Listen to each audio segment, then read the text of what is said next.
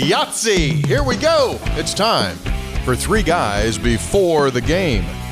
Game number 2 of the 2024 campaign. It's West Virginia and Albany. Saturday night inside the stadium. 6 o'clock kickoff.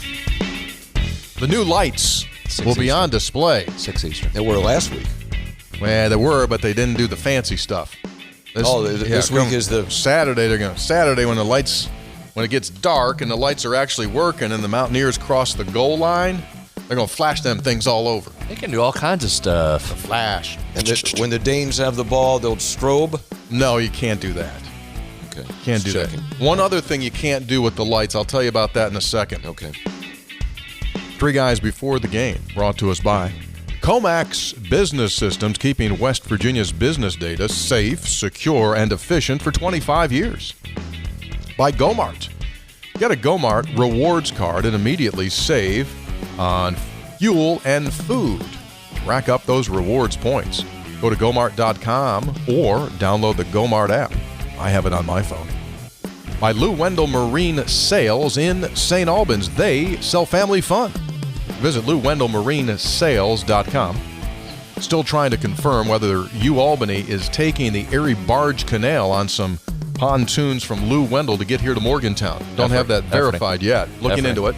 Someone told us. Three Guys brought to us by Tudor's Biscuit World.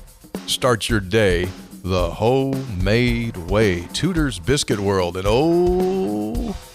Brad's an old sales guy. And he knows that in his business, when he was in his past life in sports marketing, best way to get bang out of your sponsorship is through activation of that sponsorship. Activate. Hoppy, got to activate your sponsorship. Well, guess what? Tudor's Biscuit World, they activated with us today. We'll tell you about that coming up. They activated. Woo! Three Guys also brought to us by Conley. Lined up, activated. Yeah, they did. Conley CPA Group, providing value beyond numbers. We're going to get the keys to the game from Brad coming up. What's it all mean? All right, court's in session. Thanks so very much for being with us. Also coming up, textual healing. Got some great pictures for those of you that have never been able to attend our food court. We've got some great pictures from last week. And it's memorable. Those pictures were memorable. I wasn't there much. Well, you had things. I had too many things last week. I will be there a good chunk this weekend. I did not know, Hoppy, about your outfit until I saw the pictures. First I've seen of that. There's a new line, Brad. First I've seen of that. I was told it worked. It did. It was an awesome look. We'll show it to you later. For those of you that watch. Good to have you all here with us. Okay, so a couple of things, just some really super basic stuff first. Food court this week begins on Friday afternoon at 4 p.m. Eastern. It'll go to about 9:30, 10 o'clock. And Saturday morning, we'll start the food court at 8, and it'll go to about 4-ish, 5 o'clock on game day. So you have a good chance to get Rev Kev's barbecue, to get Connection 304. Plus, I'm going to give you a litany of other things that we have. And we got a special guest coming on Saturday. Oh, really? To make a special item. What's that mean? I'll tell you. Coming up in just a little bit. It's got to do with Romney peaches. Oh, that special guest. Yeah.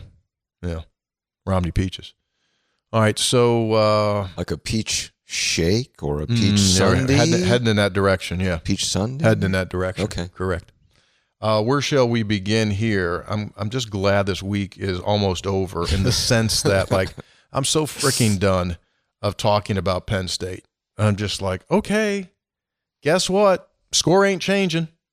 Score's not going to change. Are you sure? Let's go move to the next one. And as far as I know, we still have 11 of these bad boys left. So let's go play some few other ones before we can make a complete autopsy report on the patient. Well, he's going to be bummed out because we're going to take a look back at some numbers. He's going to be a little bummed out over here.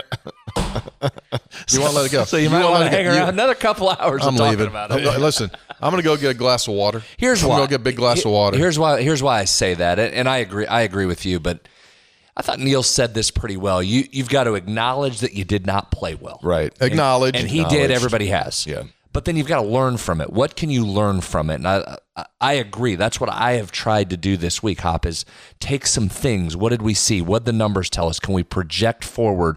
What does it mean moving forward, if anything? Because it's one data point in a season of 12, maybe more. This week also probably isn't going to give you a great data point either.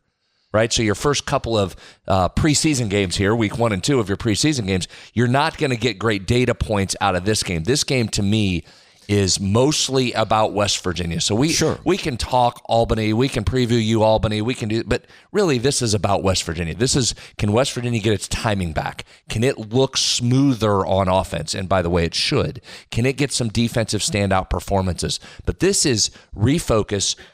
Get your timing back on the same page, get some confidence back, and then turn the page to what becomes a very difficult 6-game stretch coming up. Pitt on the road, no gimme, and then those 5 games to open the Big 12 conference season. So to me, this is about West Virginia. It's less about, with all due respect to the Great Danes, it's less about Albany. Yeah, and I thought this week, okay, I got to research the Danes, and I couldn't get into it. I mean, I just... Excuse me? I mean, all due respect. By the way, all due respect, you used that yesterday when you had Senator Manchin on your talk show. What did I use? You used, with all due respect. Excellent. Did you attack him after you said it? And I was shaving. Did you attack Senator Manchin after he said it? I was shaving right at that time. I think I was shaving or doing something, and you said, yeah, but Senator, with all due respect, and I giggled. I said, that. I should have said he had a bill he's trying to get passed. Are you efforting on that? Anyway, we digress. Well, just and this. So why? For the same reasons I just said right there. I can't. I mean, I got only so much bandwidth, and I can't get interested. I mean, again, that sounds condescending, and I apologize to the Great Danes.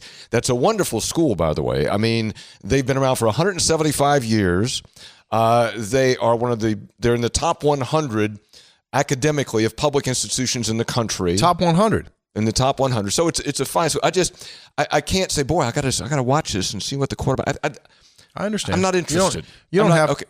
Apologize. No, I just want to explain that why I don't have any research on the Great Danes. But as Brad said, one of the great benefits of this coaching staff, and we've talked about this of West Virginia, is they tell you things.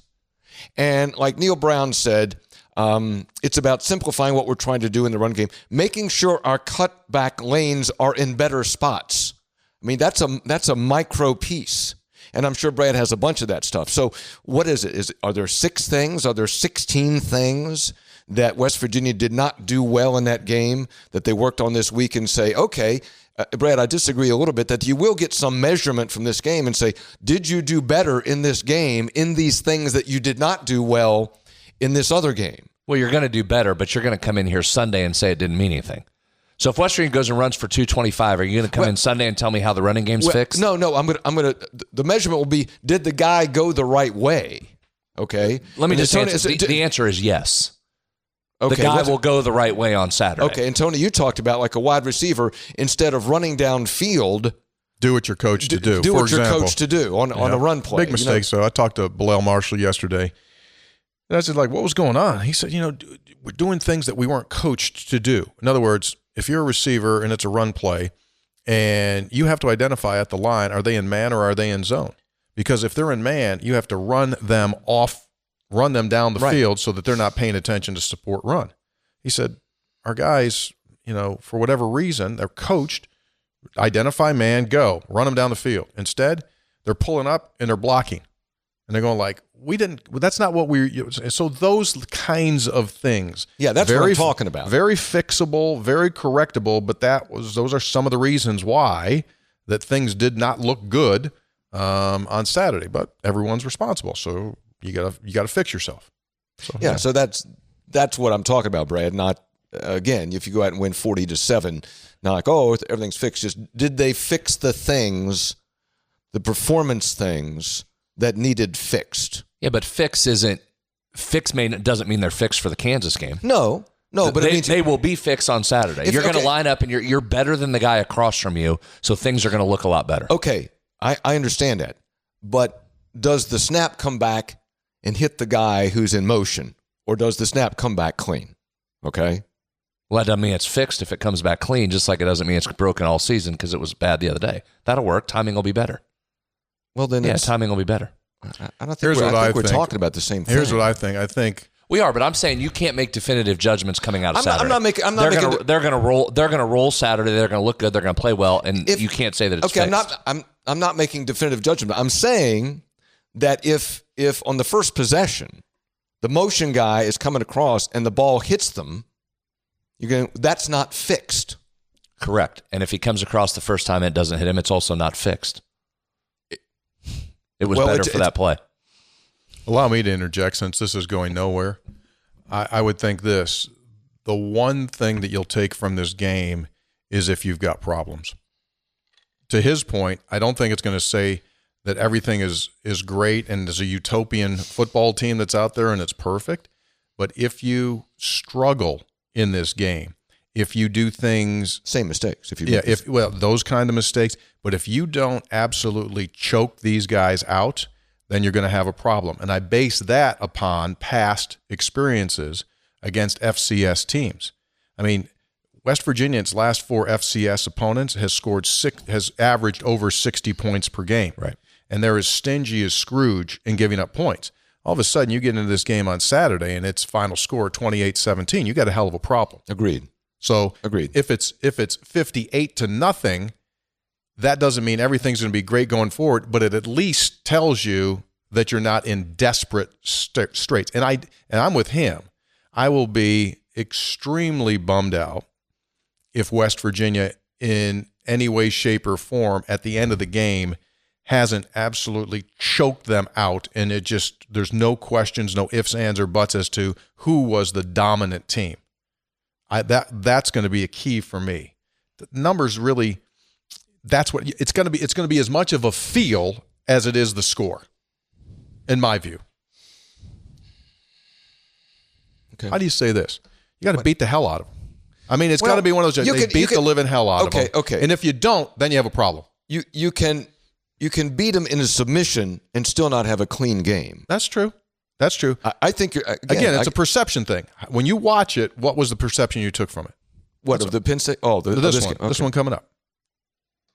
Okay, I'm done. Next topic. Well, let me see.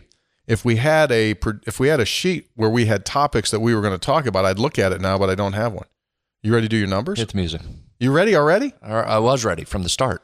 So I told you. Well, I just tell you what. I hate week 2. I hate week 2 for you two guys to be off in here. This is exactly how the Beatles broke up. Here's my favorite thing about Great Danes, though, that you told me, Tony, and I was looking last night when I was trying to do research. They have a receiver named 7 who wears 7. You know why? I'm up on that. You know why? Why? He's the 7th child of that family. Oh, that's a great nugget. Good thing he's not 13. So I check the numbers. We'll just go right to the numbers. Think about that. Here comes a heater. Good thing he's not 24. Let's jump into the analytics portion of the show. Ready? My dad would have been 10.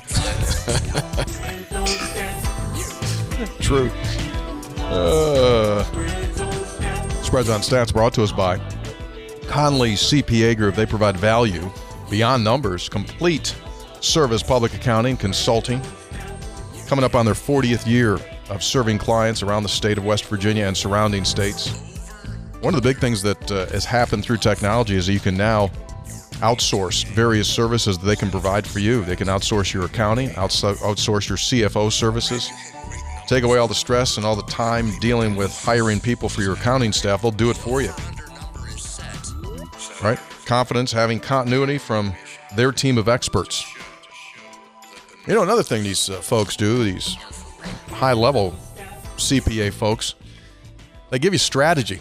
Just not like, okay, you owe them this much. It's like, hey, you know, if we put this over here and then claim that loss that you had when you invested in Kercheval's hedge fund, you might be able to save some of your tax liability. Time for Spreads on Stats. All right, Sparky, what do you got? Couple things. These are not keys to the game because, as I said, West Virginia wins on Saturday, so we're not wasting time with keys to the game. So just there. Wow. Okay. Wow, that's pretty definitive. All due respect to you, Albany. All due respect. Let's look at some of these things and see what we can pull out, see if we can glean anything by looking back at some of the numbers